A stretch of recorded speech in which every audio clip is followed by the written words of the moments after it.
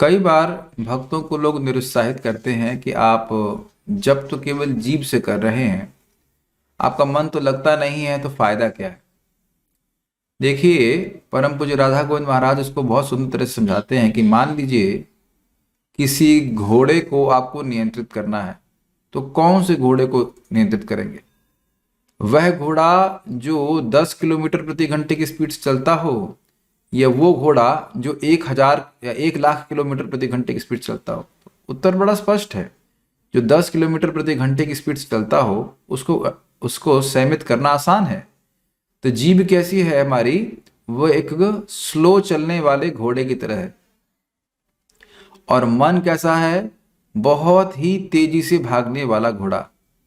तो मन की चिंता करने की बजाय पहले व्यक्ति अपनी जीभ रूपी घोड़े को संयमित करने का प्रयास करे। आपने सुना भी होगा, जबान को लगाम दो। लगाम किसको दी जाती है? घोड़े को दी जाती है। तो पहले जीभ को संयमित करे व्यक्ति, जीभ से बारंबार भगवान कृष्ण का नाम उच्चारण करने का प्रयास करे, और उसके बाद धीरे धीरे करके मन लगने लग जाता है। इसी बात को श्रील रूप गोस्वामी जी भी कहते हैं, स्मृत्यो क्रमेण रसना मनसी नियोज्य। पहले व्यक्ति भगवान के नाम रूप गुण आदि को मैं अपनी जीवा को नियोजित करे, और फिर धीरे धीरे उसका मन भी नियोजित होने लग जाएगा।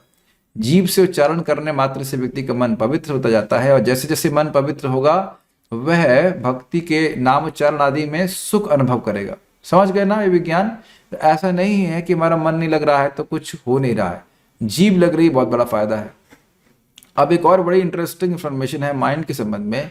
आप जानते हैं माइंड बहुत जगह जगह भागता है कि नहीं? इधर जा रहा है, उधर भाग रहा है। और कैसा है?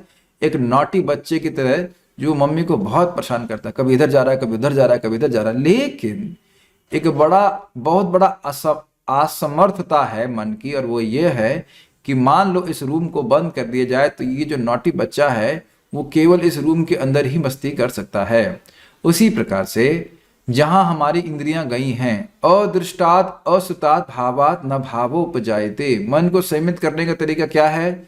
जिस चीज को कभी देखा नहीं है, जिस चीज को कभी सुना नहीं है, वहां मन कभी नहीं जाता है। तो आप लोग कहते होंगे या सोचते होंगे कि मेरा मन बहुत भाग रहा है, लेकिन इसका असमर्थता क्या है कि वो वहीं भाग सकता है जहां पे इसने इंद्रियों के द्वारा अनुभव किया हो, विशेष रूप से देखा हो और सुना हो। तो आप समझ रहे हैं मेरी बात कि जीभ के द्वारा व्यक्ति नामोच्चारण करे, कान से भगवान के नाम को सुने, आंख से भगवान के नाम को देखे, और इस प्रकार से वो करेगा तो मन धीरे धीरे करके शांत होता चला जाएगा, और नाम के प्रभाव से जो पूर्व के संस्कार हैं वह भी नष्ट होते चले जाएंगे। तो एक प्रश्न आ जाएगा भाई कि केवल जीभ को लगाने से हमें क्या फायदा हो जाएगा? तो बड़ा स्पष्ट है, बहुत से भक्त जानते भी होंगे। अहो बत स्वपचतो गरियान यजिह्वा अग्रे वर्तते नाम तुभ्यम ते पुस्तपः जुह्नुषस्नुरार्या ब्रह्मानुचुर नाम गृणन्ति ये ते। जीभ के अग्रभाग में देखिए, उंगली से पॉइंट आउट किया जा रहा है, जीभ के अग्रभाग पे। ओह, वो लोग कितने महान है! कौन महान है? किससे महान है? तो कहते हैं कि व्यक्ति कुत्ता खाने वाले क्या भी क्यों ना पैदा हुआ हो, लेकिन वह एक ब्राह्मण से भी महान है। कैसे? यद जिह्वा अग्रे वर्तते नाम तुभ्यम, जिसके जीभ के अग्रभाग पे आपका नाम आता है, आपको प्रसन्न करने के लिए वह नाम उच्चारण कर रहा है। वह कैसे? तो कह रहे हैं तेपुस तपह, उसने सारी तपस्याएं कर ली हैं। जुह्वनु शस्नु आर्य, जुह्वु सारे यज्ञ कर लिए हैं, आर्यों के लिए संस्कृत होने के लिए जो भी नियम पालन करने चाहिए वो कर लिए हैं।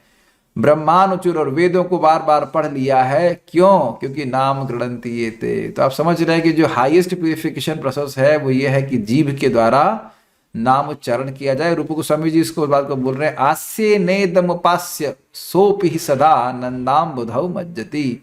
मुख के द्वारा जब भगवान की उपासना होती है नाम उच्चारण के द्वारा, तो व्यक्ति आनंद में डूबता रहता है, यद्यपि हो सकता है कि उसके भगवान के विग्रह के प्रति सेवा में अपराध हो। तो उम्मीद है कि आप समझ गए होंगे कि कौन से घोड़े को पकड़ना है। ये जीभ वाले घोड़े को लगाम देंगे तो क्रमशः मन अपने आप संयमित हो जाएगा।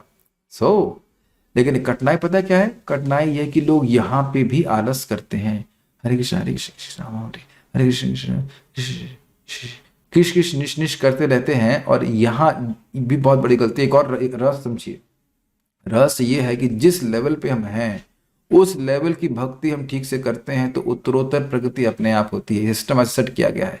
तो इस समय हम लोग जीभ से उच्चारण करने के लेवल पे हैं, इमोशंस के संग करने के लेवल पे नहीं है। समझ पा रहे हैं मेरी बात? बहुत मन लगा के करने वाले भी नहीं है, तो कम से कम जीभ से ठीक उच्चारण किया जाए, बस इतना देखा जाए कि क्या मैं जीभ से ठीक से उच्चारण कर रहा हूं। कान और जीभ को लगाया जाए तो निश्चित रूप से आप देखेंगे कि मन भी लगने लगेगा। वैसे भी सुनने के लिए तो मन चाहिए ही ना। एक और इंटरेस्टिंग बात है कि देखिए, जब ये जीभ जो है वह मन के द्वारा ही संचालित हो रही है, तो यदि अगर जीभ से हम उच्चारण कर रहे हैं तो बिना मन के, बिना मन में कोई इच्छा है कि मैं जब करूंगा, हम जीभ से नहीं बोलने वाले हैं। और इस जगत में आप देखते भी हैं कि लोगों को बोलो हरे कृष्णा, और क्योंकि उनका मन नहीं होता है तो वो बोलते भी नहीं है हरे कृष्णा। शास्त्र कहता है जिह्वा स्पर्शे आ चंडाले सबक उद्धार, जीव से स्पर्श करने मात्र से चंडाल का भी उद्धार हो जाता है। और आप लोग को बहुत आसान लग रहा होगा ना। और सुबह जप ना करो तो, सुबह अगर हम जप नहीं करते हैं तो दिन में जीभ से स्पर्श भी नहीं करा पाते। और आपके ऐसे बहुत सारे स्टार भी होंगे जो जीभ से कभी स्पर्श भी नहीं करा रहे होंगे भगवान का नाम। So it's not an ordinary thing, किसी की जीभ से भगवान का नाम टकरा रहा है। तो इसी प्रकार से स्पष्ट रूप से टकराते रहिए Hare Krishna mantra, and our life will be sublime. Hare Krishna. Thank you so much. Prabhupada की जय। निताई गौर प्रेमानंदे।